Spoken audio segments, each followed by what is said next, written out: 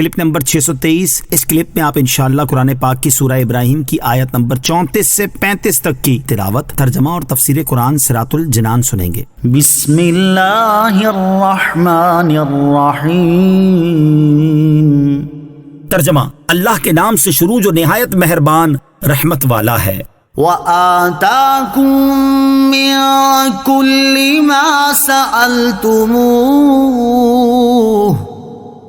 وَإِن تَعُدُّوا نِعْمَةَ اللَّهِ لَا تُحْصُوهَا إِنَّ الْإِنسَانَ لَظَلُومٌ كَفَّارٌ۔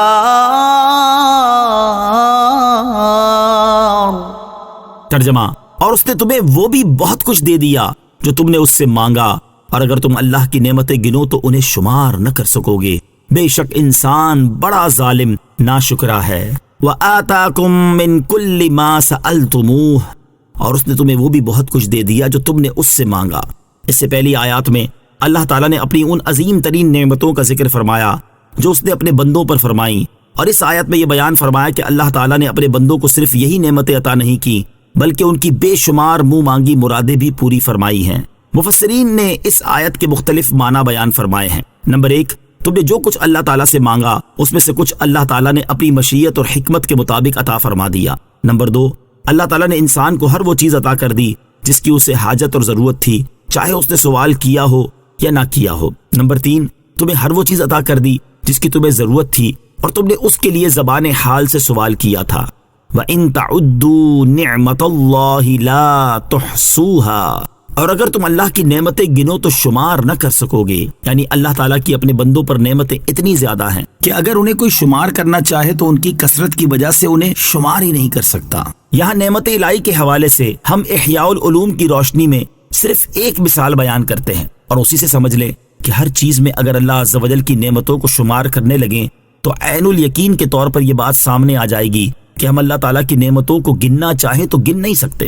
چنانچہ امام غزالی رحمۃ اللہ تعالی فرماتے ہیں، کھائی جانے والی چیزوں کی تخلیق میں اللہ تعالیٰ نے اتنے عجائبات رکھے ہیں کہ انہیں شمار ہی نہیں کیا جا سکتا۔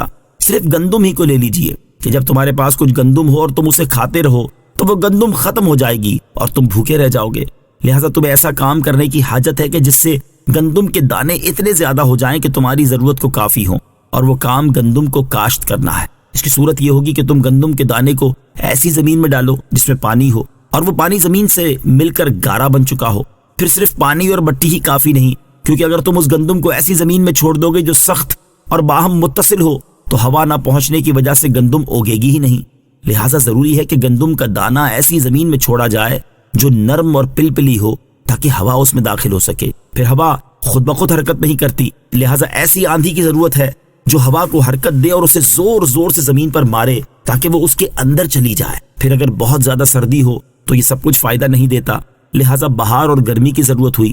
پھر اس پانی کی طرف دیکھو جس کی گندم کاشت کرنے میں حاجت ہے، اسے اللہ تعالیٰ نے کس طرح پیدا فرمایا، پھر اس سے چشمے اور نہریں جاری فرمائیں۔ پھر بعض اوقات زمین بلندی پر ہوتی ہے اور پانی اس تک پہنچ نہیں سکتا، تو دیکھو کس طرح اللہ تعالیٰ نے بادل بنائے اور ان پر کیسے ہوا کو مسلط کیا کہ وہ اذن خداوندی سے ان کو زمین کے مختلف کناروں تک لے جائے، حالانکہ بادل پانی سے بھرے ہوئے بھاری ہوتے ہیں۔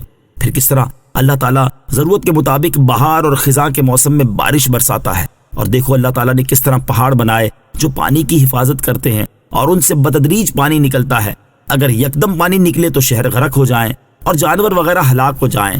اور دیکھو کس طرح اللہ تعالیٰ نے سورج کو پیدا کیا اور اسے مسخر کیا، حالانکہ وہ زمین سے بہت دور ہے، ایک وقت میں زمین کو گرم کرتا ہے اور ایک وقت میں نہیں کرتا، تاکہ ٹھنڈک کی ضرورت ہو تو وہ ٹھنڈک دے اور گرمی کی حاجت ہو تو گرمی دے۔ اور چاند کو پیدا کیا اور اس کی خاصیت مرطوب بنانا ہے، جس طرح سورج کی خاصیت حرارت پہنچانا ہے تو وہ چاند پھلوں کو پکاتا اور رنگین کرتا ہے، اور یہ سب کچھ پیدا کرنے والے حکیم کی طرف سے مقرر کردہ ہے۔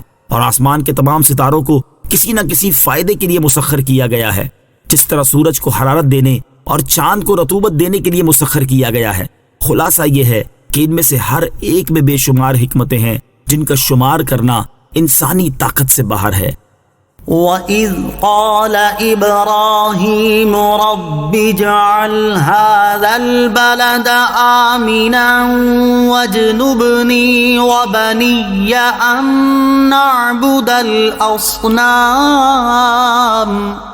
ترجمہ: اور یاد کرو جب ابراہیم نے عرض کی، اے میرے رب اس شہر کو امن والا بنا دے اور مجھے اور میرے بیٹوں کو بتوں کی عبادت کرنے سے بچائے رکھ۔ وَإِذْ قَالَ إِبْرَاهِيمُ، اور یاد کرو جب ابراہیم نے عرض کی۔ آیت کا خلاصہ یہ ہے کہ حضرت ابراہیم علیہ السلام نے اللہ تعالیٰ سے دعا کی کہ اے میرے رب عز و جل مکہ مکرمہ کو امن والا شہر بنا دے کہ قیامت کے قریب دنیا کے ویران ہونے کے وقت تک یہ شہر ویرانی سے محفوظ رہے یا اس شہر والے امن میں ہوں۔ مکہ مکرمہ ویران ہونے سے محفوظ ہے۔ حضرت ابراہیم علیہ السلام کی دعا قبول ہوئی اور اللہ تعالیٰ نے مکہ مکرمہ کو ویران ہونے سے محفوظ فرما دیا اور کوئی بھی اس مقدس شہر کو ویران کرنے پر قادر نہ ہو سکا۔ اور اس شہر کو اللہ تعالیٰ نے حرم بنایا کہ اس میں نہ کسی انسان کا خون بہایا جائے، نہ کسی پر ظلم کیا جائے، نہ وہاں شکار مارا جائے اور نہ سبزہ کاٹا جائے۔ وَجْنُبْنِي وَبَنِيَّ أَن نَّعْبُدَ الْأَصْنَامَ، اور مجھے اور میرے بیٹوں کو بتوں کی عبادت کرنے سے بچائے رکھ۔ یاد رہے کہ انبیاء علیہ السلام بت پرستی اور تمام گناہوں سے معصوم ہیں۔ حضرت ابراہیم علیہ السلام کا یہ دعا کرنا بارگاہ الہی میں عاجزی اور محتاجی کے اظہار کے لیے ہے کہ باوجود یہ کہ تو نے اپنے کرم سے معصوم کیا، لیکن ہم تیرے فضل و رحمت کی طرف دست احتیاج دراز رکھتے ہیں۔